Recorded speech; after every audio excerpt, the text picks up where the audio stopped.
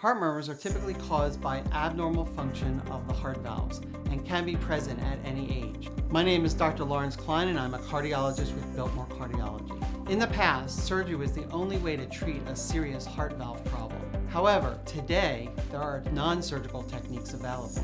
Evaluation of the problem can be done using cardiac ultrasound, also known as an echocardiogram. If you haven't had a heart screen in a while, click the link on this video, make an appointment with me, and we'll take great care of you.